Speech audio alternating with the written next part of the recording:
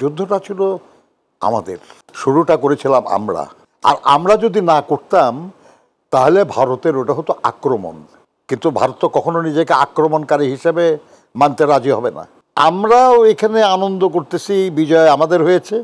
আবার মায়ানমারকেও দেখছি আমরা সেই সময় বিজয় উচ্ছ্বাস করতে আর কি। আসলে কে বিজয়ী হলো বুঝতে পারতেছিলাম না। পাকিস্তানকে দ্বিখণ্ডিত করায় ভারতের তো রাজনৈতিক, সামরিক এবং অর্থনৈতিক কল্যাণ ছিল। আবার আমাদেরকে রাজপথে আন্দোলনে নামতে হতে পারে। মুক্তিযুদ্ধ যারা প্রত্যক্ষভাবে অংশগ্রহণ করেছে, যারা মুক্তিযুদ্ধে সহায়তা করেছে, সহযোগিতা করেছে, সবাই মুক্তিযোদ্ধা।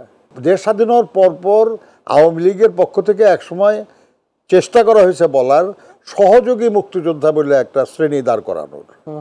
আপনি মুক্তিযোদ্ধা হিসেবে আমি মাসে ভাতা পাই, কিন্তু ওই শহীদ যারা হচ্ছে তারা কিছু পায় না। রাজাকারেরও তালিকা হওয়া দরকার, কিন্তু রাজাকার বা মুক্তিযোদ্ধা তালিকার আগে শহীদদের তালিকা হওয়া দরকার। দ্বিতীয় এটা স্বাধীনতা ভুল। স্বাধীনতা হলে একটা রাষ্ট্র পাওয়া যায়। আমরা কি নতুন কোনো রাষ্ট্র পেয়েছি? জি না। তাহলে আসসালামু আলাইকুম প্রিয় দর্শক, শুভেচ্ছা সহ প্রত্যেককে মাই টিভি সংলাপে আমন্ত্রণ জানাচ্ছি। আমি মাহবুব সৈকত। প্রিয় দর্শক, আজকে আপনাদের জন্য একটু বাড়তি আনন্দ যোগ হবে এবং বাড়তি আগ্রহের এই কারণ হচ্ছে, আনন্দের কারণ হচ্ছে আমাদের মাঝে উপস্থিত রয়েছেন একজন বিশিষ্ট ব্যক্তি, একজন বর্ষিয়ান রাজনীতিবিদ, একজন মুক্তিযোদ্ধা, একজন শ্রমিক নেতা। আসলে এই একজন যে বলছি, সবগুলো গুণের অধিকারী একজন ব্যক্তি। তিনি হচ্ছেন নজরুল ইসলাম খান, যিনি বিএনপির নীতি নির্ধারণী ফোরাম স্থায়ী কমিটির সদস্য। তিনি আজকে রয়েছেন আমাদের সাথে স্টুডিওতে। স্বাগত জানাচ্ছি নজরুল ভাই আপনাকে। ধন্যবাদ আপনাকে এবং মাই টিভির অগণিত দর্শক শ্রোতা। নজরুল ভাই, প্রথমেই আমরা যেটি জানি, জামালপুর জেলার ইসলামপুর থানার কুলকান্দি গ্রামের আপনি সম্ভ্রান্ত মুসলিম পরিবারে জন্মগ্রহণ করেছেন। আমরা একটু একদম শুরুর দিকে একটু যাই। সেটি হচ্ছে 70-এ আপনি সক্রিয় শ্রমিক আন্দোলনে ছিলেন। 71-এ গাজীপুরের সর্বদলীয় মুক্তি সংগ্রাম পরিষদের কোষাধ্যক্ষ ছিলেন। একদম শুরুটাই যদি জানতে চাই, সেটি হচ্ছে যে 70 এবং 71 শ্রমিক আন্দোলন থেকে সাধারণত আমরা এখন দেখি যে শ্রমিক আন্দোলন অগোছালো ভাবে একটু চলাফেরা, তার মধ্যে থেকে একদম মুক্তিযুদ্ধে কিভাবে আসলে ঝাঁপিয়ে পড়েছিলেন? ধন্যবাদ। প্রথমে বলে রাখি যে আপনি আমার বাবা মার কথা বলেছেন। আমার বাবা মা শুধু আমি হারিয়েছি তা না, যে বাড়িতে আমি জন্মেছিলাম সেই বাড়িও এখন যমুনা নদীর গর্ভে, অর্থাৎ নদী ভাঙ্গা মানুষ আমি। আমার শ্রমিক আন্দোলনের সূচনা আসলে 1968 সালে, যখন আমি প্রথম মেশিন টুলস ফ্যাক্টরিতে দৈনিক 5 টাকা বেতনে no work no pay master রোলে চাকরিতে ঢুকি। মানে কাজ আছে বেতন আছে? হ্যাঁ, কাজ না থাকলে বেতন নাই আর কি। 70 সালে আমি সেখানকার যে শ্রমিক ইউনিয়ন, ওই ইউনিয়নের সভাপতি নির্বাচিত হই, অর্থাৎ বলতে পারেন যে নেতা হলাম আর কি। সেই পরিচয়েই 1971 সালের 2রা মার্চ সম্ভবত বাংলাদেশের প্রথম সর্বদলীয় মুক্তি সংগ্রাম পরিষদ গঠিত হয় জয়দেবপুরে, এবং সেই কমিটির 3 জনকে বলা হতো হাই কমান্ড। তারা জরুরি প্রয়োজনে যারা সিদ্ধান্ত দিতে পারবে। আর যে কমিটি হয়েছিল 11 জনের, তার মধ্যে একজন আহ্বায়ক, একজন কোষাধ্যক্ষ, আর বাকি 9 জন সদস্য ছিল। আমি কোষাধ্যক্ষ ছিলাম। তার মানে সেকেন্ড ইন কমান্ড, নির্বাহী কমিটি যেটা আর কি। তারপরে তো মুক্তিযুদ্ধে অংশগ্রহণ করা ইত্যাদি।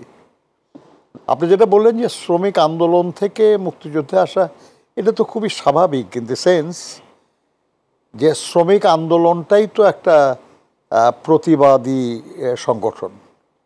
নিশ্চয়ই একটা শ্রমজীবী মানুষ যখন তার ন্যায্য পাওনা আদায়ের জন্য, ন্যায্য দাবি পূরণের জন্য সংগঠিত হয়, সেটা হলো শ্রমিক সংগঠন। অর্থাৎ শ্রমিক সংগঠনের সঙ্গে ন্যায্যতার একটা প্রসঙ্গ আছে, এবং সেই ন্যায্য যা তা আদায়ের জন্য একটা লড়াইয়ের প্রসঙ্গ আছে। কারণ শ্রমিক আন্দোলন বলা হয় এটাকে। 1971 সালে আমাদের যে আকাঙ্ক্ষা ছিল যে একটা গণতান্ত্রিকভাবে যারা নির্বাচিত হয়েছে তাদের হাতে ক্ষমতা হস্তান্তর করা হবে, সেটা যখন বাধাগ্রস্ত করা হলো তখন ওর বিরুদ্ধে যে লড়াইটা, ওই লড়াইটা আমাদের কাছে প্রাসঙ্গিক মনে হয়েছে, ন্যায্য মনে হয়েছে, এবং সেই জন্য আমরা সেখানে যুক্ত হয়েছি। আর জয়দেবপুর এলাকায় সংগঠিত শক্তি বলতে তো কিছু ছাত্র সংগঠন ছিল, কিন্তু তখন জয়দেবপুরে একটা কলেজ, শুধু ভাওয়াল বদরে আলম কলেজ, ওখানে সেটা কিন্তু শহর থেকে বেশ কিছুটা দূরে, চৌরাস্তার উপরে। আর মেশিন টুলস ফ্যাক্টরি, যেখানে আমি শ্রমিক ইউনিয়নের সভাপতি ছিলাম, পাশে একটা ছোট্ট কারখানা ছিল ডিজেল প্ল্যান্ট, আর পাশে ছিল অস্ত্র কারখানা, বাংলাদেশ সমরাস্ত্র কারখানা আর কি। সেটা তো তারা তো ট্রেড ইউনিয়ন করতে পারে না, কিন্তু তারা আমাদের সমর্থন জানিয়েছে। এই নিয়ে মুক্তিযুদ্ধ শুরু আর কি। এবং এই শুরুটার একটা ঐতিহাসিক একটা ঘটনা আছে। সেটা 19শে মার্চ 1971 সালে ব্রিগেডিয়ার জাহানজেব আবরার, তিনি ছিলেন আপনার পাক সেনাবাহিনীর ঢাকার যে কমান্ড, সেই কমান্ডের গুরুত্বপূর্ণ ব্যক্তি। তিনি সেকেন্ড বেঙ্গল রেজিমেন্ট, যেটা ছিল জয়দেবপুরের রাজবাড়িতে, যেখানে জিয়াউর রহমান সাহেব ছিলেন সেকেন্ড ইন কমান্ড, 70 সালেও দেখেছি তাকে আমরা। উনি ওখান থেকে জার্মানিতে ট্রেনিংয়ে গেলেন, সেখান থেকে ফিরে 8ম বেঙ্গলের সেকেন্ড ইন কমান্ড হয়ে গেলেন চিটাগংয়ে। এখানে শফিউল্লাহ সাহেব সেকেন্ড ইন কমান্ড হয়ে আসলেন। এর কমান্ডিং অফিসার ছিলেন তখন লেফটেন্যান্ট কর্নেল মাসুদুল হাসান খান। ঘটনাক্রমে আমার আত্মীয় ছিলেন উনি, কিন্তু তখনকার সময়ে ব্যাপারটা আত্মীয়তা না, একটা আন্দোলনের সংগ্রামের একটা অংশ। তো যখন আমরা খবর পেলাম আর কি যে পাকিস্তান আর্মির অফিসাররা কিছু সৈন্য নিয়ে আসতেছে, জয়দেবপুরে যেসব বাঙালি সৈন্য আছে, অফিসার আছে, তাদেরকে আনআর্ম করার জন্য, তখন আমরা সিদ্ধান্ত নিলাম যে আমরা এটা করতে দেব না, আমরা বাধা দেব তাদেরকে। ইনফ্যাক্ট বাধা দেওয়া হয়েছে। একটা সশস্ত্র প্রশিক্ষিত বাহিনীকে, সেনাবাহিনীকে সিভিলিয়ানরা বাধা দিচ্ছে, এটা একটা অস্বাভাবিক ব্যাপার আর কি। কারণ তখনও তো আমরা কোনো ট্রেনিং প্রাপ্ত না, আমরা মানে কোনো অস্ত্র নাই আমাদের কাছে, কিন্তু যা আছে তাই নিয়ে আর কি। সেটা হলো যে আমাদের কারখানার যেসব দারোয়ান ছিল, তাদের যে একনালা দোনালা বন্দুক, সেগুলেন ওই এলাকার যারা লোকজন ছিল তাদের মধ্যে 2-1 জনের বন্দুক ছিল, যেমন আজিমউদ্দিন মাস্টার সাহেব, ওনার একটা বন্দুক ছিল, এরকম আরও এই কয়েকটা। আর রেল লাইনের পাথর, ঢিল, ইটের টুকরা, লাঠি সোটা, এগুলো ছিল অস্ত্র। একটা সুবিধা হয়েছিল আমাদের, সেটা হলো যে আমরা যখন জয়দেবপুর, সেদিন হাটের দিন ছিল, অনেক লোক,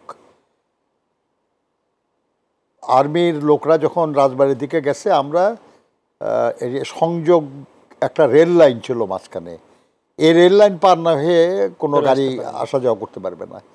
তা আমরা ওখানে মালগাড়ি ছিল, একটা বগি টেনে জনগণ ধাক্কায় ওই রাস্তার উপরে দিয়ে রাস্তার 2 পাশে থেকে স্লিপার খুলে রেল লাইন করে ফেলা হলো, যাতে করে তারা গাড়ি নিয়ে আর আসতে না পারে। আমরা জানতাম না তখন আর কি যে একটা সশস্ত্র বা একটা প্রশিক্ষিত সেনাবাহিনীর কাছে এটা খুব কঠিন কাজ না, কারণ আর্মি ইঞ্জিনিয়ারিং কোর থাকে। সেখানে গোলাগুলি হয়েছে, আমাদের অনেক লোক মারা গেছে, সেখানে কারফিউ দেওয়া হলো, এবং আপনার ওরা সমস্ত লোকজনকে ডিসপার্স করে ওদের ইঞ্জিনিয়ারিংয়ের লোক দিয়ে তারা আবার রেল লাইনটা বসে গাড়ি সরায় তারা ওখান থেকে চলে গেছে। কিন্তু একটা জিনিস হয়েছে যে তারা বাঙালি যারা অফিসার শূন্য তাদেরকে আনআর্ম করতে পারে নাই, শুধু কমান্ডিং অফিসার যিনি ছিলেন তাকে অ্যারেস্ট করে নিয়ে গেছেন। এটা আমাদের জন্য মস্ত বড় একটা কাজ হয়েছিল, এই কারণে যে যখন 26শে মার্চ যখন রাজবাড়িতে, অর্থাৎ সেকেন্ড বেঙ্গলের হেডকোয়ার্টারে যখন বোমা বর্ষণ করা হয় 27 তারিখে, আপনার তার আগেই আমরা 26 তারিখে আমরা ওখান থেকে অস্ত্রগুলি নিয়ে নিতে পারছিলাম, এবং ওখানকার যারা বাঙালি সৈন্য ছিল, অফিসাররা ছিল, তাদেরকে আমরা সহযোগিতা করেছি, তারা চলে গেছে যুদ্ধ করার জন্য। এবং পরে তাদের সঙ্গে আমার দেখা হয়েছে আগরতলার কাছে মনতলায়, এটা 3 নম্বর সেক্টর হিসেবে পরিচিত ছিল। শফিউল্লাহ সাহেব কমান্ডার ছিলেন। এই অস্ত্রগুলি আমরা পেতাম না এবং আমাদের সৈন্যদের কাছেও ওই অস্ত্রগুলি থাকতো না যদি সেদিন তারা আনয়ন করতে পারত না পারতো। কাজে এটাও একটা ঘটনা সেই সময়কার। নজরুল ভাই, আপনি বললেন ধারাবাহিকতা, নিশ্চয়ই একটা অনুষ্ঠানের মাধ্যমে মুক্তিযুদ্ধের গল্প শোনানো সম্ভব নয়। আর আজকে আমরা যেহেতু শুধু মুক্তিযুদ্ধ নয়, মুক্তিযুদ্ধ পরবর্তী এখনকার সময় এই 24 পর্যন্ত যে যুদ্ধ করেছেন মুক্তির জন্য, সেই গল্পও আমরা শুনতে চাই। কিন্তু ছোট্ট করে একটু জানি, একজন মুক্তিযোদ্ধা হয়তো আগামী 20 বছর পরে, 15 বছর পরে মুক্তিযুদ্ধ বাংলাদেশে থাকবে কি না সেটি সন্দেহ আছে। এই জন্য একটু জেনে নেওয়ার প্রশ্ন আছে, তা হচ্ছে এখনই অনেক মুক্তিযোদ্ধা নাই, তার মধ্যে আবার মুক্তিযোদ্ধার নামধারী কে প্রকৃত, কে আসলে ভুয়া, তার প্রশ্নও উঠেছে। প্রশ্ন হচ্ছে যে এই যে মুক্তিযোদ্ধা কে, প্রশ্ন মানে এখন মুক্তিযোদ্ধা বললে যে ভক্তি, সেই জায়গাটা প্রকৃত মুক্তিযোদ্ধা নাকি ভুয়া, এই প্রশ্ন উঠছে। আবার মুক্তিযুদ্ধের যে ইতিহাস, সেটি নিয়েও নতুন প্রজন্ম তাকাচ্ছে। দাঁড়িয়ে একজন মুক্তিযোদ্ধা বলছে মুক্তিযোদ্ধার দিয়ে গিয়েছিলাম এভাবে, আরেকজন বলছে এভাবে। কবে থেকে আসলে মুক্তিযুদ্ধের ইতিহাসটা বিকৃত হওয়া শুরু করলো? কার ডাকে আসলে মুক্তিযুদ্ধে ঝাঁপিয়ে পড়েছিল বাঙালি? সেটি কি কোনো নির্দিষ্ট দলের ছিল কিংবা কয়েকজন ব্যক্তির ছিল? টু বি অনেস্ট, দেখেন, আমি আল্লাহর অসীম মেহেরবানি যে যখন মুক্তিযুদ্ধ শুরু হয়েছে তখন আমার যুদ্ধে যাওয়ার বয়স ছিল। আমি যুদ্ধে গেছি, এটা আমি আল্লাহর কাছে শুকর করি। আমার বড় ভাই তৎকালীন ইপিআরে চাকরি করতেন, উনি যুদ্ধে গেছেন, উনি যুদ্ধাহত মুক্তিযোদ্ধা, ইন্তেকাল করেছেন।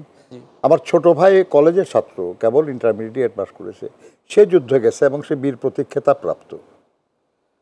আমার পরিবার আত্মীয় স্বজনের মধ্যে অনেক মুক্তিযোদ্ধা। আমার বড় বোনের স্বামী, তিনিও মুক্তিযুদ্ধে অংশগ্রহণ করে পুলিশে চাকরি করতেন, অংশগ্রহণ করেছিলেন এবং আহত হয়েছিলেন, কিছুদিন পরে মারা গেছেন তিনি। আমি পার্সোনালি মনে করি যেটা হলো যে ব্যাপারটাকে বোঝার জন্য এইভাবে নেওয়া উচিত। মুক্তি সংগ্রাম, মুক্তির আন্দোলন আর মুক্তিযুদ্ধ, বিষয়টাকে আমরা এইভাবে নিতে পারি আর কি, যে আমাদের দেশে মুক্তির জন্য যে আন্দোলন, এই আন্দোলন তো অনেক আগে থেকেই শুরু হয়েছে। নিশ্চয়ই, তাই না? আপনার পাকিস্তানের জন্য যে আন্দোলন, সেটাও তো এক রকমের মুক্তির আন্দোলন ছিল, কিন্তু সেটা ছিল হিন্দু জমিদার মহাজন বা ব্রিটিশ বেনিয়াদের শাসন, শোষণ ইত্যাদির বিরুদ্ধে। কিন্তু তারপরে 52 ভাষা আন্দোলন থেকে শুরু করে শিক্ষা আন্দোলন, স্বায়ত্তশাসনের আন্দোলন, 69-এর গণঅভ্যুত্থান, এগুলো সবই তো মুক্তির লক্ষ্যে আন্দোলন ছিল। এগুলোকে আমরা মুক্তির আন্দোলন হিসেবে ধরতে পারি এবং এইসব আন্দোলনে যারা নেতৃত্ব দিয়েছেন তাদেরকে স্বাধীনতার লড়াই থেকে বাদ দেওয়া যায় না, তার অংশ। কিন্তু মুক্তিযুদ্ধ যদি বলেন আপনি, সেটা তো শুরু হলো 25 তারিখ গভীর রাত্রি থেকে।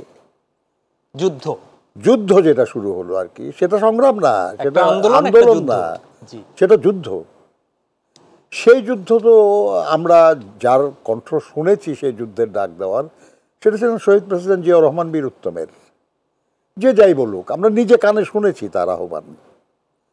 কিন্তু ব্যাপারটা কি এই আর কি, যে উনি আহ্বান দিয়েছেন বলেই যুদ্ধ হয়েছে, তা নাহলে যুদ্ধই হতো না, ব্যাপারটা এমন না। নিশ্চয়ই হতো আর কি। কিন্তু এটা এখন আপনি যদি আজান না শোনেন তাহলে আপনি নামাজ পড়তে পারবেন না, এটা কোনো ব্যাপার না। কিন্তু আজান শোনাটা একটা গুরুত্বপূর্ণ ব্যাপার, অবশ্যই, তাই না? আর আপনি যদি শোনেন, আপনি কেন অস্বীকার করবেন যে আপনি আজান শোনেন নাই এবং অমুকের আজান শোনেন নাই? অসুবিধা কি বলার আপনার? এবং সশস্ত্র যুদ্ধ যেটা, সেটা শুরু হলো সেই সময়ে, রিভোল্ট হওয়ার একটা ব্যাপার। এবং প্রথম 25শে মার্চ গভীর রাত্রে তিনি চিটগাং বন্দরের কাছে যখন খবর পেলেন যে ঢাকায় পাকিস্তানি আর্মি বাঙালিদের উপর অত্যাচার শুরু করেছে, আক্রমণ শুরু করেছে, তখন তার সঙ্গে যে পাকিস্তানি আর্মির লোকরা ছিল তাদের অস্ত্র কেড়ে নিয়ে তিনি তাদের দিকে তাক করে বলেছিলেন, উই রিভল্ট, আমরা বিদ্রোহ করলাম। এই যে প্রথম বিদ্রোহকারী, অ্যান্ড দেন চট্টগ্রাম বেতার কেন্দ্র থেকে স্বাধীনতার ঘোষণা দানকারী, অনেকেই বলে যে উনি স্বাধীনতার ঘোষণাপত্র পাঠ করেছেন। জি, কে লিখে দিল এই পাঠ করা, যে major Ziaur Rahman do hereby declare the war of independence ইত্যাদি। এবং উনি নিজেকে তো প্রথম রাষ্ট্রপতি দাবি করেছিলেন। এটা কি আওয়ামী লীগের কবলে দেশে উনি রাষ্ট্রপতি দাবি করবেন? হয় কখনো? যাই হোক, এখন প্রশ্ন হয়েছে যে তার মানে এই না কিন্তু আর কি যে আমরা মুক্তিযুদ্ধে আওয়ামী লীগের যিনি প্রধান ছিলেন সেই সময় তার অবদানকে ছোট করে দেখা হচ্ছে। No, not at all, not at all. কিন্তু পয়েন্ট যেটা সেটা হলো যে যার যা অবদান, যার যা অংশ, এটাকে অস্বীকার করার কিছু নাই। এক। দুই নম্বর, আপনি যেটা বললেন কে মুক্তিযোদ্ধা, আমি তো বলি মুক্তিযুদ্ধ যারা প্রত্যক্ষভাবে অংশগ্রহণ করেছে, যারা মুক্তিযুদ্ধে সহায়তা করেছে, সহযোগিতা করেছে, সবাই মুক্তিযোদ্ধা। এখন আপনি যদি বলেন যে অস্ত্র নিয়ে শুধু যারা লড়াই করেছে তারাই মুক্তিযোদ্ধা, তাহলে মুক্তিযুদ্ধ চলাকালে মুক্তিযুদ্ধের ক্যাম্পগুলিতে যারা চিকিৎসা সেবা দিয়েছে তারা কি? যারা সেখানে ওয়ার করেসপন্ডেন্ট হিসেবে কাজ করছে, এখন এই আমাদের একজন বড় সাংবাদিক আছেন, উনি এখন সেক্টর কমান্ডার ফোরামের নাকি নেতা, উনিও তো একজন সাংবাদিক ছিলেন আর কি, তাই না? তো এখন প্রশ্ন হয়েছে যে মুক্তিযুদ্ধে যারা প্রত্যক্ষ বা পরোক্ষভাবে অংশগ্রহণ করেছে, আমার বিবেচনায় তারা সবাই মুক্তিযোদ্ধা। এখন আপনি যদি রেকগনাইজ করতে যান যে শুধু যারা যুদ্ধ করেছে তাদেরকে আপনার মুক্তিযোদ্ধা মানবেন, আপনি বলতে পারেন। কিন্তু দেশ স্বাধীন হওয়ার পরপর আওয়ামী লীগের পক্ষ থেকে একসময় চেষ্টা করা হয়েছে বলার সহযোগী মুক্তিযোদ্ধা বলে একটা শ্রেণী দাঁড় করানোর। এটা সেই সময় খুব কাজে লাগে নাই আর কি। কিন্তু আমি যেটা মনে করি সেটা হলো যে আমাদের যেসব মানুষরা মুক্তিযোদ্ধাদের আশ্রয় দিত নিজের জীবন বিপন্ন করে, এবং আশ্রয় দেওয়ার কারণে যাদের বাড়ি আক্রান্ত হয়েছে, যাদের খুন করা হয়েছে, তারা কি? তাদেরকে মুক্তিযোদ্ধা ইয়েতে আপনি নিয়ে আসবেন না? তাদের অবদান আছে না? যেমন আমার যে গ্রামের বাড়ি, যেখানে কবি হাসান হাফিজুর রহমান সাহেবের দুই ছোট ভাই, একজন ডাক্তার ছিলেন, একজন সাংবাদিক, এই দুইজন সহ 11 জনকে নদীর পাড়ে লাইন করে দাঁড় করায় ব্রাশ ফায়ার করে মেরে ফেলা হয়েছে। শহীদ তারা মুক্তিযুদ্ধের। আপনি রিকগনাইজ করবেন না তাদের? অবশ্যই। আপনি মুক্তিযোদ্ধা হিসেবে আমি মাসে ভাতা পাই, কিন্তু ওই শহীদ যারা হচ্ছে তারা কিছু পায় না।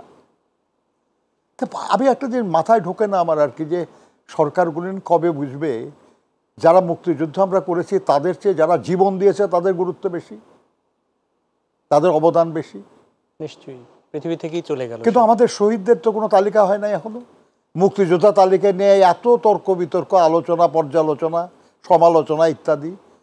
মন্ত্রী এখন যিনি আছেন উনি তো মুক্তিযোদ্ধা। আমি তো বলি আর কি যে ভাই, মুক্তিযোদ্ধার তালিকা তো পড়ে, কাজে তো শহীদদের তালিকা করেন, যারা এই দেশের জন্য জীবন দিয়েছেন তাদের গুরুত্ব আমি তো তার চেয়ে আমার গুরুত্ব বেশি মনে করি না আমি। জি, আমি এমনকি আমি মনে করি রাজাকারেরও তালিকা হওয়া দরকার, কিন্তু রাজাকার বা মুক্তিযোদ্ধা তালিকার আগে শহীদদের তালিকা হওয়া দরকার। জি, নজরুল ভাই, আমি ছোট্ট করে একটু জানতে চাই, তা হচ্ছে যে এটা আসলে মুক্তিযোদ্ধাদের একটু আপনারা যারা রয়েছেন সেটি আমাদের কাছ থেকে এই প্রজন্ম জানতেই চায়, সেটি হচ্ছে যে কতটা বাস্তবায়ন হলো, যে চেতনা নিয়ে, যে আকাঙ্ক্ষা নিয়ে মুক্তিযুদ্ধে ঝাঁপিয়ে পড়েছিলেন, সেই স্বপ্ন কতটুক আগালো আসলে? আপনি দেখেন, খুব অতর্কিতে যুদ্ধে আমরা লিপ্ত হয়েছি। হ্যাঁ, আমাদের পরিবর্তনের আকাঙ্ক্ষা ছিল, প্রয়োজনে স্বাধীনতা লড়াই পর্যন্ত যাওয়ার কথাও কিছু মানুষ ভেবেছেন। কিন্তু যদি বলেন দেশের জনগণ সামগ্রিকভাবে আর কি, তারা স্বাধীনতার আকাঙ্ক্ষা নিয়ে সংগঠিত হয়েছে, এ কথা তো বলা মুশকিল। কেউ সংগঠিত করে নাই তাদেরকে স্বাধীনতার আকাঙ্ক্ষা নিয়ে। স্বায়ত্তশাসনের জন্য সংগঠিত করা হয়েছে, যে স্বাধীনতা না। কিন্তু আমরা একটা অনিবার্য কারণে, একটা বাস্তব পরিস্থিতিতে আমাদেরকে যুদ্ধে লিপ্ত হতে হলো। আমরা খুব ন্যায্যভাবেই যুদ্ধে লিপ্ত হলাম। যখন আমরা যুদ্ধে লিপ্ত হলাম তখন আমাদের কিছু ভাবনা তো ছিল যে কেন আমরা যুদ্ধটা করতেছি, শুধুই কি আত্মরক্ষার জন্য? না, এই যে পরিবর্তনের জন্য আমরা স্বায়ত্তশাসন চেয়েছিলাম সেটা ছিল বৈষম্য থেকে মুক্তি, শোষণ থেকে মুক্তি। জি, অগণতান্ত্রিক নিপীড়ন থেকে মুক্তি, যে জন্য ৭০-এর নির্বাচনে আমরা ভোট দিলাম একটা দলকে এত বেশি। আপনি যদি বলি যে মুক্তিযুদ্ধের আগে কোনো ফর্মাল কোনো চেতনা বলতে যা বোঝায় আর কি, এটা সংগঠিত হয় নাই, তাহলেও তো আমাদের ওই জিনিসগুলি অন্তত ছিল। আমরা ৭০-এর নির্বাচন যে কারণে আমরা একটা দলকে বিজয়ী করলাম সেটা কি ছিল? সেটা ছিল বৈষম্য থেকে মুক্তি, পাকিস্তান, পশ্চিম পাকিস্তান এবং পূর্ব পাকিস্তানের বৈষম্য, সেখান থেকে মুক্তি।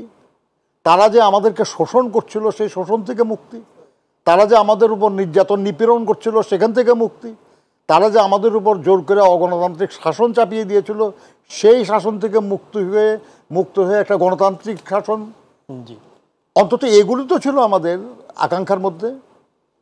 আমরা ওইটাই ধরি না কেন যে ওইটাই আমাদের মহান মুক্তিযুদ্ধের চেতনা বা মহান মুক্তিযুদ্ধের আকাঙ্ক্ষা, তাই না? এখন প্রশ্ন হলো যে এটা যে আকাঙ্ক্ষা, এই আকাঙ্ক্ষাগুলি পূরণে বিভিন্ন সময়ে যারা দায়িত্বে এসেছেন তারা কেউ কম কেউ বেশি হয়তো চেষ্টা করেছেন, কেউ কেউ এমনকি সেটা চেষ্টা না করে বাধাগ্রস্ত করেছেন। এটা তো ইতিহাসের অংশ। আমি কাউকে চাইলেও বড় করতে পারবো না, কাউকে ছোট করতে পারবো না, নিশ্চয়ই, তাই না? জি। যেমন ধরেন আপনি যে গণতন্ত্র ছিল স্বাধীনতার সবচেয়ে গুরুত্বপূর্ণ সুবর্ণ ফসল, স্বাধীনতার সুবর্ণ ফসল ছিল গণতন্ত্র, স্বাধিকার, তাই না? জি। সেই স্বাধিকার যখন কেড়ে নেওয়া হলো, একদলীয় সরকার ব্যবস্থা যখন কায়েম করা হলো, এটা তো সবচেয়ে বড় আঘাত হলো আমাদের উপর, তাই না? জি। কিন্তু কারা করেছে এটা? যাদের রাজনৈতিক নেতৃত্বে মুক্তিযুদ্ধ সংগঠিত হয়েছে। আমরা যুদ্ধ করেছি, কিন্তু এই যুদ্ধের একটা রাজনৈতিক নেতৃত্ব তো ছিল। সে রাজনৈতিক নেতৃত্বে যারা ছিল তাদের মাধ্যমেই আমার সুবর্ণ ফসল হরণ হয়ে গেল। এর চেয়ে বড় আক্ষেপ আর কি থাকতে পারে? দেন আসেন, আপনি বলা হলো যে আমাদের দেশের রাষ্ট্রের মূল নীতি সমাজতন্ত্র, কিন্তু আমরা চোখের সামনে দেখলাম যে সমাজতন্ত্র না, অ্যাকচুয়ালি লুটপাটতন্ত্র কায়েম হয়ে গেছে। সমাজতন্ত্রে যেমন প্রত্যেক মানুষের অন্ন, বস্ত্র, চিকিৎসা, শিক্ষা, বাসস্থানের একটা নিশ্চয়তা দেওয়ার ব্যবস্থা হয়, তার কোনো ব্যবস্থা হয় নাই। এই নিশ্চয়তা কাউকে দেওয়া হয় নাই, কেউ পায় নাই এটা। কিন্তু বহু লোক লুটপাট করে অনেক বড় হয়ে গেল, এবং যারা দায়িত্বে ছিল সেই দলের নেতাকে আমরা বলতে শুনেছি যে চাটার দল সব চেটে খেয়ে ফেলছে, মানুষ পায় সোনার খনি, আমি পেয়েছি চোরের খনি, তাই না? শুনেছি না আমরা? শুনেছি। দুর্ভাগ্য আমাদের। অর্থাৎ আমার যে আকাঙ্ক্ষা, যে চেতনা, সেই চেতনা বা আকাঙ্ক্ষা এটা বাস্তবায়নের সুযোগ পেয়েও আমরা সেটা কাজে লাগাতে পারি নাই। এরপরে যারা আসছেন সরকারে, তার মধ্যে ধরেন জিয়া রহমান সাহেব চেষ্টা করেছেন কিছু পরিবর্তনের, এবং তার সময়কার কিছু পরিবর্তন সুফল আমরা এখনও ভোগ করছি। যেমন উনি কৃষি উন্নয়নের জন্য যে অবদান রেখেছেন, এটা ফল আমরা এখনও উপভোগ করছি, ইন দ্য সেন্স যে ৭৪ সালে যে দেশে দুর্ভিক্ষে লাখো মানুষ মরে গেছে নাকে, সেখানে আমরা খাদ্য উৎপাদন বাড়াতে পেরেছিলাম, এবং গিনিতে দুর্ভিক্ষপীড়িত মানুষের জন্য আমরা কিছু চাউল রপ্তানিও করতে পেরেছিলাম। আমাদের এমপ্লয়মেন্ট জেনারেশনের ব্যাপারে উনি গার্মেন্টস শিল্প বা প্রবাসী কর্মসংস্থান এর ব্যবস্থা করেছেন, আমাদের সমুদ্র মাছ শিকারের ব্যবস্থা করেছেন, গ্রামীণ অবকাঠামো উন্নয়ন এবং সেখানে শিল্পায়নের জন্য পল্লী বিদ্যুতায়ন বোর্ড গঠন করেছেন। এরকম অনেক দূরদৃষ্টি সম্পন্ন কাজ তিনি করে গেছেন। নজরুল ভাই, আপনি একটু অনুমতি নিয়ে একটা বিরতিতে যাই, তারপরে এই বিষয়গুলো শুনবো। কারণ হচ্ছে যে আক্ষেপ শুনেছি, আসলে প্রতিটা মুক্তিযোদ্ধারই সেই আক্ষেপ আমরা শুনতে পাচ্ছি। সেই আক্ষেপের জায়গায় পূরণে যেমনটা আপনি শুরু করেছিলেন যে কিছুটা কাজ আপনি যে দলের নীতি নির্ধারক সেই বিএনপিও করেছে, তারপরও হয়তো পুরো স্বপ্ন বাস্তবায়ন হয়নি। কেন, সেই গল্প আমরা শুনবো, তবে বিরতি থেকে ফিরে। যে প্রসঙ্গে আমরা কথা বলছিলাম, যে মুক্তিযুদ্ধ আপনারা ঝাঁপিয়ে পড়েছিলেন, অগণিত রক্তের, অগণিত ত্যাগের বিনিময় মুক্তিযুদ্ধ এসেছিল, সেই চেতনাকে এগিয়ে নিয়ে যাওয়ার জন্য যারা কাজ করেছেন এই দেশে গত 5 দশকে, যারা রাষ্ট্র ক্ষমতায় ছিলেন, তাদের মধ্যে একাধিকবার আপনি যে দলে রয়েছেন সেই দলটিও ছিল। আপনার দল ছিল, যাদের নেতৃত্বে দেশ, যাদের রাজনৈতিক নেতৃত্ব ছিল, সেই দলটিও ছিল। সেখানটায় আসলে আমরা সেই লক্ষ্যে আসলে পৌঁছতে পারিনি কেন? 24-এ এসেও আমরা সেই গণতান্ত্রিক শাসনের জন্যই লড়াই করার কথা কেন বলতে হয়? এটা অবশ্যই এটা খুবই দুর্ভাগ্যজনক ব্যাপার আর কি, যে এত বছর পরে, স্বাধীনতার এত বছর পরে আমাদেরকে বলতে হচ্ছে আর কি, যে যে জন্য আমরা স্বাধীনতার লড়াই করেছিলাম তা অর্জন হয় নাই, বা তা অর্জনের জন্য আমাদেরকে কাজ করতে হবে। দুর্ভাগ্য এটা আমাদের, কিন্তু একটাই সৌভাগ্য আর কি, যে আমরা মুক্তিযুদ্ধ করে দেশটাকে স্বাধীন করতে পেরেছিলাম। আমরা একটা স্বাধীন দেশের নাগরিক এখন। আমি অনেকের একজন মুক্তিযোদ্ধা হিসেবে এটাই সবচেয়ে বড় গৌরব আমার, আর অর্জনও এটা সবচেয়ে বড়। আমি দেন পয়েন্ট থাকে যেটা, সেটা হলো যে সে অর্জিত জায়গাটা আর কি, অর্জিত রাষ্ট্রটা, অর্জিত দেশটাকে আমরা আমাদের মনের মতো করে বা জনগণের আকাঙ্ক্ষা অনুযায়ী গড়তে পারছি কিনা, পারলাম কিনা আর কি। আমি একটু একটা প্রশ্ন করি। আমি হচ্ছে এই আপনি যেমনটা বললেন যে আমাদের মুক্তিযোদ্ধা, আমরা একটি স্বাধীন দেশ পেয়েছি, সেখানে যে আমরা ধারণ করার যে বিষয়টি, আপনি নিশ্চয়ই দেখেছেন যে 16ই ডিসেম্বর পার্শ্ববর্তী দেশের রাষ্ট্র সরকার প্রধান নরেন্দ্র মোদীর স্ট্যাটাসটা আপনার চোখে, আপনার পড়ার কথা চোখে, তিনি এই বিজয়কে ভারতের বিজয় বলে, ইন্ডিয়ার বিজয় বলে তিনি মন্তব্য করেছেন তার টুইটে। এটি নিয়ে ব্যাপক প্রতিক্রিয়া আমরা বিভিন্ন মহলে দেখেছি। আপনি একজন মুক্তিযোদ্ধা, কেমন লেগেছে এই বিজয়কে তারা দাবি করছে? মানে ব্যাপারটা হচ্ছে, এটা তো সত্য আর কি, যে যুদ্ধের একেবারেই শেষ প্রান্তে এসে ভারত বাংলাদেশকে স্বাধীন রাষ্ট্র হিসেবে স্বীকৃতি দিয়েছে, এবং একটা জয়েন্ট কমান্ড প্রতিষ্ঠা করা হয়েছিল, এবং সেই জয়েন্ট কমান্ডের কাছেই পাকিস্তানি বাহিনী আত্মসমর্পণ করেছে। তারা এর কৃতিত্ব কিছু নিতেই পারে, কিন্তু যুদ্ধটা ছিল আমাদের, শুরুটা করেছিলাম আমরা, আর আমরা যদি না করতাম তাহলে ভারতের ওটা হতো আক্রমণ। কিন্তু ভারত তো কখনো নিজেকে আক্রমণকারী হিসেবে মানতে রাজি হবে না, তাই না? তারা সহযোদ্ধা ছিল শেষের দিকে এসে, আমাদের সহযোগিতা করেছে। ইয়েস, যুদ্ধ করেছে, কিন্তু এটা সহযোদ্ধা, দ্যাটস অল। কিন্তু যুদ্ধটা ছিল আমাদের, বিজয় লাভ করেছি আমরা। জি। এবং আমি আপনাকে একটা জিনিস বলি, যে আমরা জানি যে ভারতের স্বার্থ ছিল, নিশ্চয়ই স্বার্থ ছিল, তা নইলে তারা মিছেমিছি তাদের সৈন্য দিয়ে, অর্থ দিয়ে কেন আমাদেরকে সহযোগিতা করবে? পাকিস্তানকে দ্বিখণ্ডিত করায় ভারতের তো রাজনৈতিক, সামরিক এবং অর্থনৈতিক কল্যাণ ছিল, কিন্তু তার সেই আকাঙ্ক্ষা আর আমাদের স্বাধীনতার আকাঙ্ক্ষা মিলে যাওয়ার ফলে আমরা একসাথে লড়াই করেছি, দ্যাটস অল। জি। এখন আমি যেটা বলি আর কি, সেটা হলো যে দেখেন,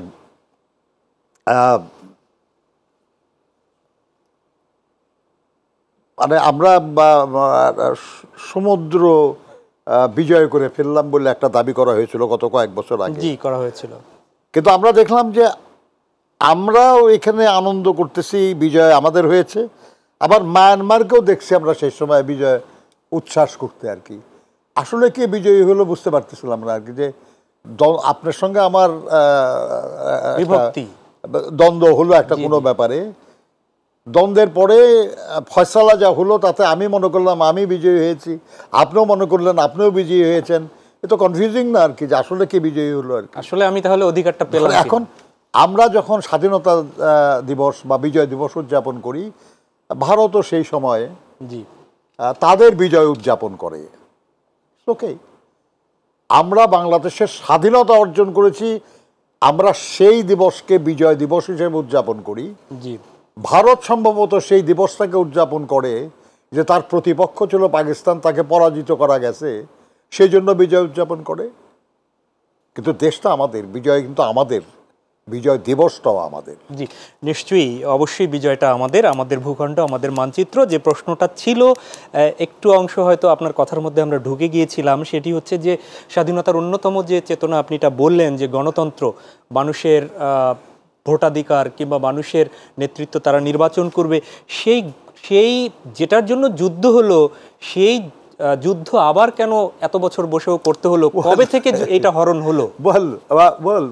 মানে ব্যাপারটা হচ্ছে যে আক্ষেপের ব্যাপারটা তো এটাই প্রধান, যে আমি আমার মাঝে মাঝে বলি, আমার মিটিংয়ের মধ্যেও বলি আর কি, যে আমরা এই দেশের মানুষরা আর কত জীবন দেব, আর কত লড়াই করব, আর কত আমাদেরকে ত্যাগ স্বীকার করতে হবে। একটা ছাত্র প্রাইমারি স্কুল পাশ করে, হাই স্কুল পাশ করে, কলেজ বিশ্ববিদ্যালয় পাশ করে, তারপরে সে তো ভাববে আর কি যে এখন আমি সেট, এখন আমি একটা ভালো চাকরি করব কিংবা একটা ব্যবসা করব বা কিছু একটা করে আমি সুখে শান্তিতে জীবনযাপন করব। কিন্তু যদি তখনও তাকে সংগ্রাম করতে হয়, তখনও যদি চাকরি না পায়, ব্যবসা করতে না পারে, অন্য কিছু করতে না পারে, এটা তো দুর্ভাগ্যজনক। আমাদের অবস্থা কিন্তু সেরকম বাংলাদেশের জনগণের। আমরা ভাষার জন্য জীবন দিলাম, আমরা শিক্ষা আন্দোলনে জীবন দিলাম, আমরা স্বায়ত্তশাসনের জীবন দিলাম, আমরা গণঅভ্যুত্থান করলাম, তারপরে আমরা স্বাধীনতা যুদ্ধে বিজয়ী হলাম। তারপরে আবার আমাদেরকে একদলীয় স্বৈর শাসনের বিরুদ্ধে লড়াই করতে হলো, আবার আমাদেরকে সামরিক শাসনের বিরুদ্ধে লড়াই করতে হলো, আবার আমাদের স্বৈর শাসনের বিরুদ্ধে লড়াই করতে হলো। বারবার বারবার আমরা একটা লড়াই বিজয়ী হই, কিন্তু ভোগ করতে পারি না, আবার আর একটা লড়াইয়ে যুক্ত হতে হয়, সেই লড়াইয়ে বিজয়ী হই।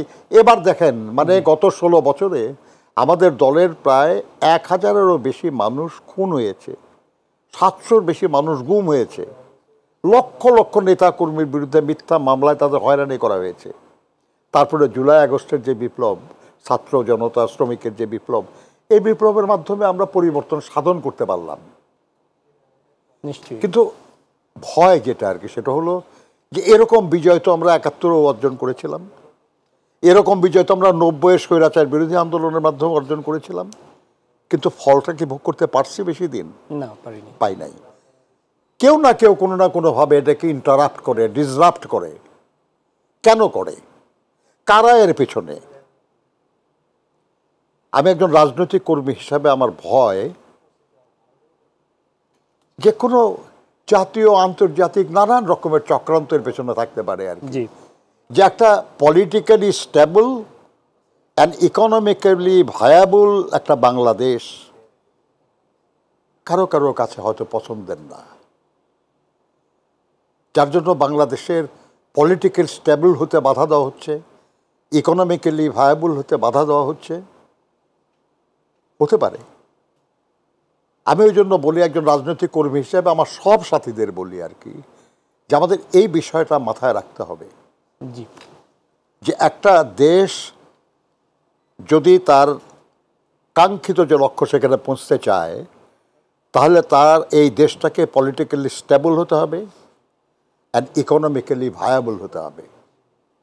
তাহলেই শুধু আমরা আগাতে পারবো, তাহলেই শুধু আমরা আকাঙ্ক্ষাগুলির বাস্তবায়নের পথে হাঁটতে পারবো।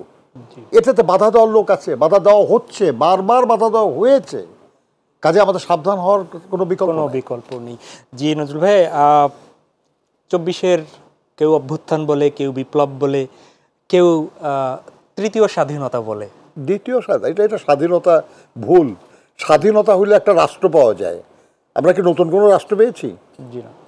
তাহলে এটা আমরা একটা গণ অভ্যুত্থান বলতে পারি, আমরা এটা একটা বৈপ্লবিক পরিবর্তন বলতে পারি আমরা, কিন্তু স্বাধীনতা আমরা পেয়েছি 71 সালে। নিশ্চয়ই। 5 আগস্টের পরে এই পট পরিবর্তনের পরে নতুন করে অন্তর্বর্তী একটি সরকার আসলো, আপনাদের দলের পক্ষ থেকে ঘোষণা করলেন যে সর্বতোভাবে 100% সমর্থন এই সরকারের প্রতি রয়েছে। আপনারা বললেন 4 মাস অতিবাহিত হলো, অনেকগুলো মাস চলে গেল, কিভাবে মূল্যায়ন করবেন এই 4 মাসকে, এই সরকারের এই সময়টাকে? দেখুন, আমরা অবশ্যই এই সরকার জোর করে ক্ষমতায় বসে নাই। আমরা মানে দেশের জনগণ, যারা আন্দোলনকামী জনগণ, যারা স্বৈরাচার বা ফ্যাসিবাদের বিপক্ষের জনগণ, তারা সবাই সম্মিলিতভাবে এই সরকারকে প্রতিষ্ঠিত করেছে। জি, এবং আমরা সবাই সহযোগিতা করার প্রতিশ্রুতিও দিয়েছি, আমরা দিচ্ছি, আমরা সহযোগিতা করছি। জি, কিন্তু আমাদের জানা আছে, এটা আমরা হতাশ নই এই কারণে যে আমাদের জানা আছে যে যে মানুষগুলো আজকে সরকারে আছেন তারা স্ব ক্ষেত্রে যথেষ্ট সফল, যথেষ্ট যোগ্য, নিঃসন্দেহক্রমে, কিন্তু তারা কেউ রাজনীতিবিদ না। রাষ্ট্র পরিচালনার কোনো অতীত অভিজ্ঞতা প্র্যাকটিক্যালি তাদের খুব নাই, এক দুইজন বাদে। এর মধ্যে একজন চলে গেলেন, ইন্তেকাল করলেন, হাসান আশিয়াব, আল্লাহ মেহস নসিব করুক তাকে। আরেকজন ছাড়া আর কেউ ওই অভিজ্ঞতা ওইভাবে নাই। এবং দেশটাকে গত 15 বছরে আওয়ামী লীগ সরকার নানাভাবে একটা ধ্বংসস্তূপে পরিণত করেছে। একটা অর্থনৈতিক ক্ষেত্র বলেন, সামাজিক ক্ষেত্রে বলেন, প্রাতিষ্ঠানিক ক্ষেত্রে বলেন, কোনো প্রতিষ্ঠানই সুষ্ঠুভাবে কাজ করছে না, ভঙ্গুর হয়ে আছে। এরকম একটা পরিস্থিতিতে রাষ্ট্র পরিচালনা খুবই কঠিন, এমনকি রাজনৈতিক কোনো সরকারের জন্যও কঠিন। আর সেই জায়গায় এই ধরনের একটা সরকার, যাদের রাষ্ট্র পরিচালনার অতীত অভিজ্ঞতা নাই, কিংবা যারা রাজনীতি করেন না, বোঝেন না বলবো না, করেন না আর কি, তো তাদের জন্য এই কাজটা আরও বেশি কঠিন আর কি। তারপরেও তারা চেষ্টা করছেন এবং আমরা আশা করি যত সময় যাবে তত আরও বেশি ভালোভাবে তারা এটা করতে পারবেন। আমার মনে হয় যেটা সেটা হলো যে এই অল্প কিছুদিন হয়েছে, তো এগুলো একটু অভিযোগ বোধহয় না করাই ভালো। কিন্তু আমরা আশা করছি যে তারা তাদের প্রায়োরিটি নির্ধারণটা দ্রুত করবেন, এটি আপনারা এবং আপনার সেই প্রায়োরিটি অনুযায়ী তারা তাদের দায়িত্ব পালন করে যে মর্যাদা নিয়ে তারা দায়িত্ব নিয়েছেন তার চেয়েও বেশি মর্যাদা নিয়ে তারা তাদের আবার স্ব পেশায় নিশ্চয়ই। আমি একটা বিরতিতে যাব। আপনি প্রত্যাশার কথা বললেন, এখন পর্যন্ত তাদের সময়টা বেশি যায়নি সেটিও বললেন, কিন্তু পাশাপাশি আমরা হঠাৎ করেই গতকালকে দেখলাম যে বিএনপি মহাসচিব বললেন যে গণতান্ত্রিক বা ভোটের অধিকার ফিরিয়ে আনার জন্য আবারও রাজপথে নামতে হবে কিনা, সেরকম একটি আহ্বানের কথাও গতকালকে শুনেছি। আসলে বিষয়টি কি, সেই বিষয় শুনবো, তবে আরেকটা বিরতি থেকে ফিরে। যে সরকার আপনাদের সমর্থন আপনারা সবাই দিয়েছেন, যুগপৎ আন্দোলনে থাকা কিংবা এই ফ্যাসিবাদ বিরোধী আন্দোলনে থাকা সব দল এই সরকারেরকে আপনারা সমর্থন দিয়েছেন, জনগণের সরকার আপনারা বলছেন এটি। তো সেই সরকারের সময়ও বেশিটি যায়নি সময় বলছেন, কিন্তু হঠাৎ করে আপনাদের মুখে আপনি শীর্ষ যে কয়জন আপনারা নেতা আছেন, কেউ কেউ হঠাৎ করে শুনছি বলছে যে ভোটাধিকার আদায়ের জন্য আবার কি 5ই আগস্টের মতো রাস্তায় নামতে হবে কিনা। এটির কারণটা কি? এটি কি একটু মানে তাদেরকে ঝাঁকিয়ে দিয়ে রাখতে চান এই কারণে? আমি একটু আগে বলেছি আপনাকে যে বারবার আমরা লড়াই করেছি, বিজয়ী হয়েছি, কিন্তু ফল ভোগ করতে পারি নাই। নানা জাতীয় আন্তর্জাতিক চক্রান্তের কারণে আমাদেরকে আমাদের অর্জনকে ব্যর্থ করে দেওয়া হয়েছে। জি, কাজে এই দুশ্চিন্তা তো থাকতেই পারে আমাদের যে নেতারা যাই বলেছেন আর কি, সেই দুশ্চিন্তা থেকেই বলেছেন তারা যে এখনো তো নানা জাতীয় আন্তর্জাতিক চক্রান্ত চলছে।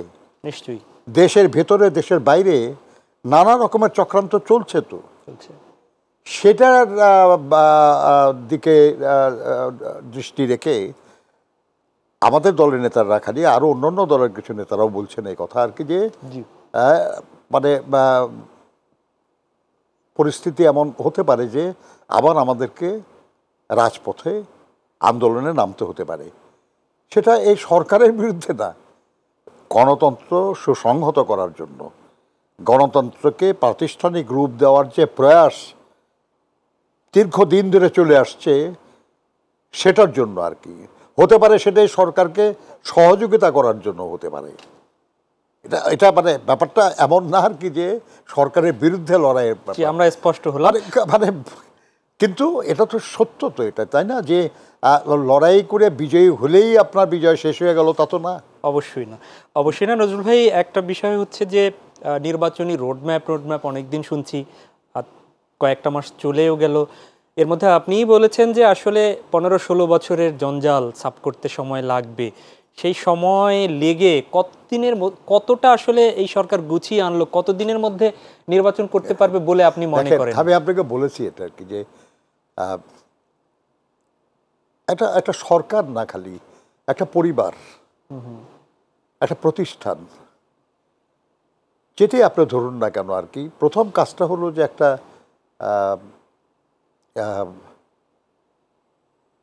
প্রোগ্রাম আর কি, একটা পরিকল্পনা, একটা প্রায়োরিটি নির্ধারণ, তাই না? যে আপনি কি করবেন, জি, আপনার যা সক্ষমতা আছে, যা সামর্থ্য আছে, তাই দিয়েই আপনি দায়িত্বটা পালন করতে হবে, এবং সেটা কি করবেন আপনি, এটা একটা ঠিক করা।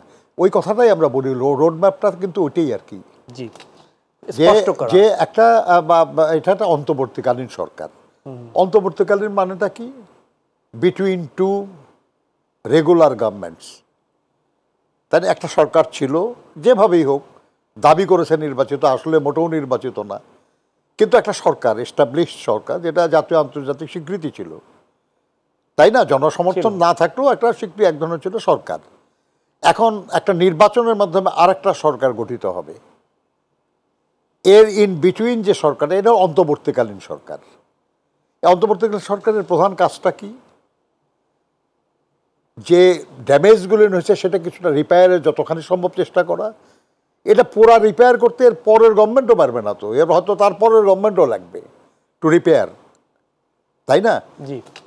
তো কাজে এই সরকারের কাজ এটা না আর কি, যে এটা এই আগের যত ড্যামেজ এটা সব রিপেয়ার করতে পারবে না।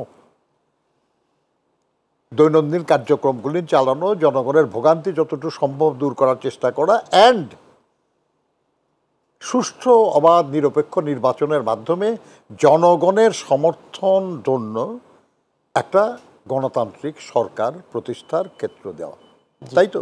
জি।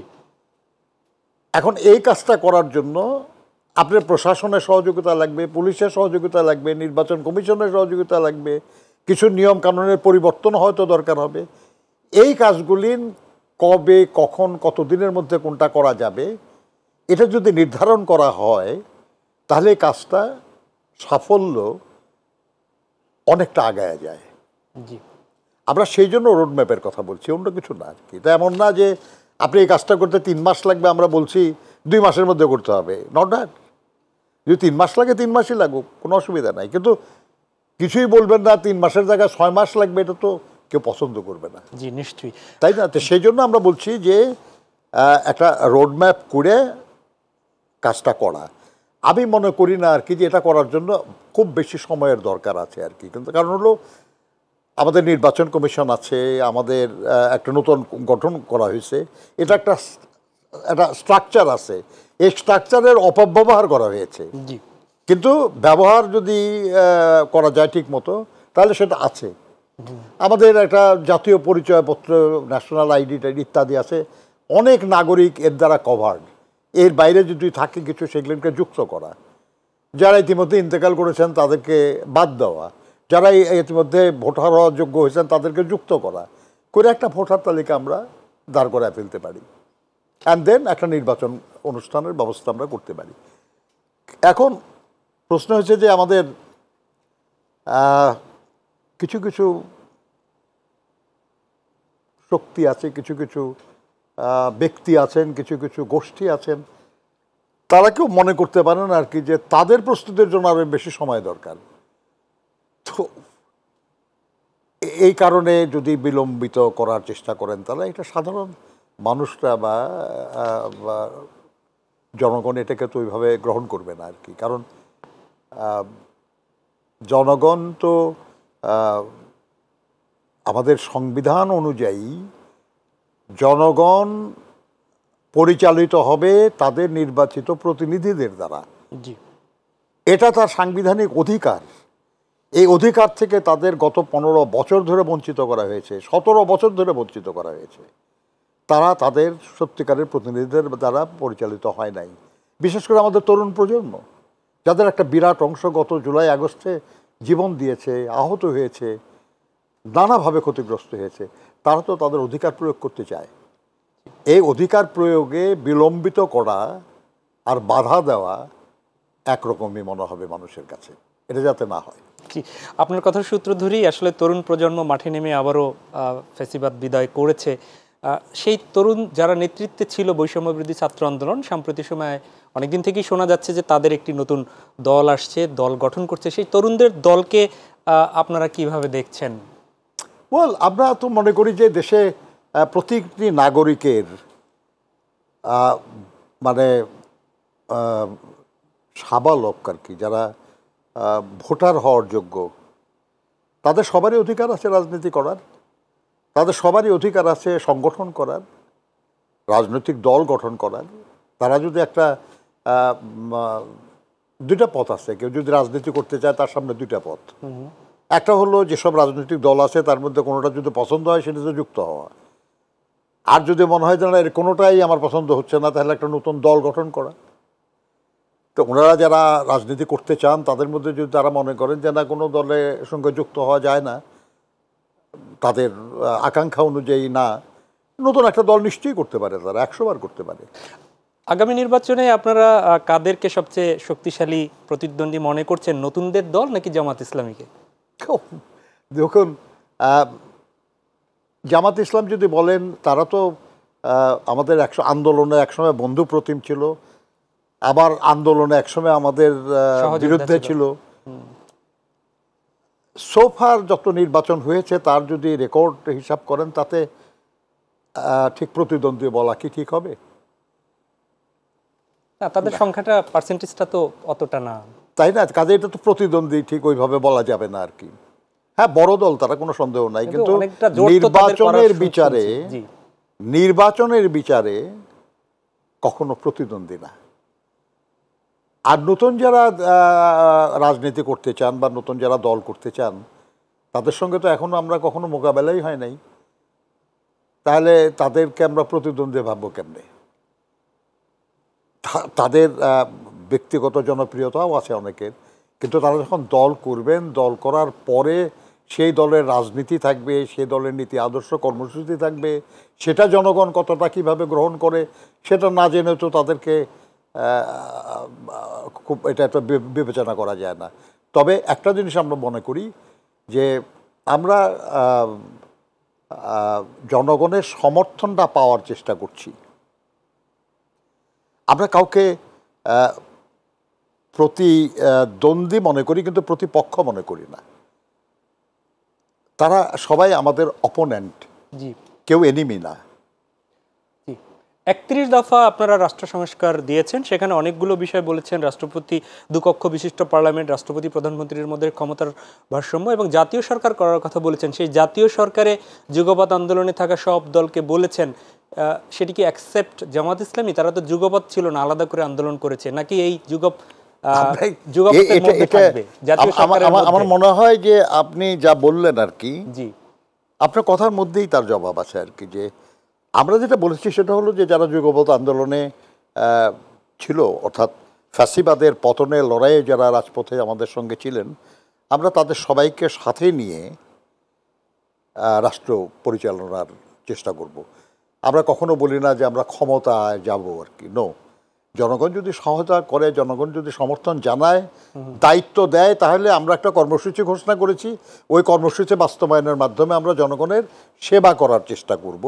আর সেই সেবা করার যে প্রয়াস, সেই প্রয়াসে যারা আন্দোলনে আমাদের সাথে ছিলেন তারা সেই প্রয়াসও আমাদের সাথে থাকবেন। জি, আগামী নির্বাচন তো হবে, হয়তো সময় কবে সেটি আমরা জানি না, কিন্তু সেই নির্বাচনে জনগণের যে প্রত্যাশা, সেই প্রত্যাশিত ব্যক্তিদেরকে আপনারা আসলে প্রার্থী বাছাইয়ের ক্ষেত্রে কোন বিষয়টাকে প্রাধান্য দিবেন? আমাদের হাতে সময় খুব বেশি নাই, হয়তো ছোট্ট জনপ্রিয়তা। জনগণ যাদেরকে পছন্দ করে, জনগণ যাদেরকে সমর্থন করে, জনগণ যাদেরকে ভালোবাসে, জনগণ যাদেরকে নেতা মানে সম্মান করে, তাদের পক্ষের মানুষ বলে মনে করে, আমরা সেরকম মানুষকে পছন্দ করার চেষ্টা করব। জি, এই জুলাই আগস্টের গণ অভ্যুত্থানকে কেন্দ্র করে অসংখ্য, প্রায় 20-30 হাজার আহত হয়েছে, 2000-এর বেশি শাহাদাত বরণ করেছে।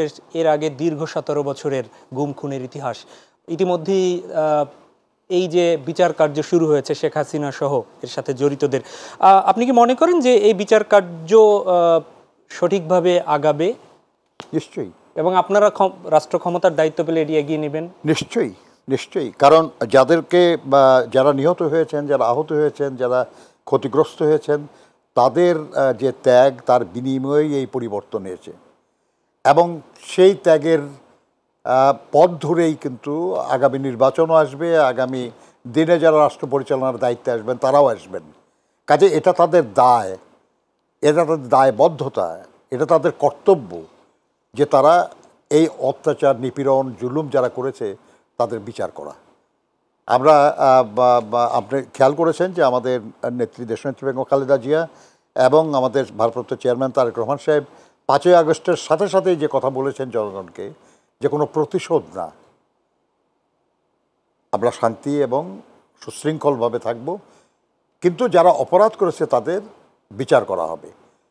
তো আমরা মনে করি আর কি যে এই সরকার যতদিন আছে তারা বিচারের চেষ্টা করুক, তারা যতদূর করতে পারেন করবেন, যা বাকি থাকবে সেটা যেই আসবে ক্ষমতায় এরপরে তাদের করতে হবে। এটা তাদের উপর অর্পিত দায়িত্ব, এই দায়িত্ব পালন করতে হবে তাদেরকে। ম্যাডাম খালেদা জিয়া তিনি কি রাজনীতিতে আবার ফিরবেন? উনি তো আছেন রাজনীতিতে, উনি এখনও বাংলাদেশ জাতীয়তাবাদী দলের চেয়ারপারসন। জি, ভারপ্রাপ্ত চেয়ারম্যান তারেক রহমান কবে ফিরবেন সে প্রশ্ন না, প্রশ্ন হচ্ছে এখনো কেন ফিরছেন না। বল, দেখেন উনি সাপোজ ধরেন আজকে যদি উনি আসতে চান আর কি, উনি ঢাকা এয়ারপোর্টে আসলে কয়েক লক্ষ মানুষ হবে সেখানে, নিশ্চয়ই কেউ তাকে গ্রেপ্তার করতে পারবে না, তাই না? এবং উনি এসে যেখানে থাকবেন তার আশেপাশে হাজার হাজার লোকজন থাকবে, কেউ গ্রেপ্তার করতে পারবে না। আর বিএনপির যে আন্দোলনের ইতিহাস এবং এই জুলাই আগস্ট বিএনপির যে অংশগ্রহণ, ফলে এই সরকারও বিএনপির বিরুদ্ধে এরকম অবস্থান হয়তো নিতে যাবে না। কিন্তু এটা কি একজন ভালো নাগরিকের জন্য উপযুক্ত হবে? তার বিরুদ্ধে মামলা আছে, ওয়ারেন্ট আছে, তাকে দণ্ড দেওয়া হয়েছে। উনি চাচ্ছেন যে আইনি প্রক্রিয়ায় ওনাকে যে অন্যায়ভাবে দণ্ড দেওয়া হয়েছে সেটা ক্লিয়ার হোক, তার বিরুদ্ধে যেসব ওয়ারেন্ট হয়েছে অন্যায়ভাবে মিথ্যা মামলায় সেগুলো ক্লিয়ার হোক। একজন ভালো, সৎ, দায়িত্বশীল নাগরিক হিসাবে উনি নিয়ম মেনে, আইন মেনে যখন আসা সম্ভব উনি তখনই আসবেন, এবং জনগণ তার জন্য অপেক্ষা করছে। আমরা আশা করি আর কি উনি যখন আসবেন তখন জনগণের ভালোবাসা এবং সমর্থনে সিক্ত হয়ে আসবেন।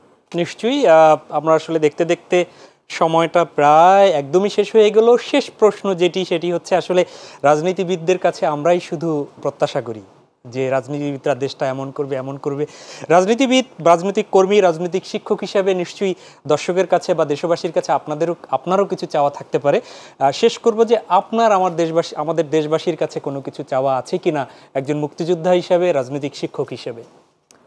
টু বি ভেরি অনেস্ট, এদেশের মানুষ তো অনেক দিয়েছে আমাদের, বরঞ্চ আমরাই তাদেরকে তেমন কিছু দিতে পারি নাই যারা আমরা রাজনীতি করি। আমাদের কাছে তাদের যে প্রত্যাশা, এই প্রত্যাশার কোনোটাই তো অন্যায় না, বরঞ্চ আমরাই তো তাদেরকে প্রতিশ্রুতি দিয়েছি এবং দিয়ে অনেক সময় সে প্রতিশ্রুতি রাখতে পারি নাই।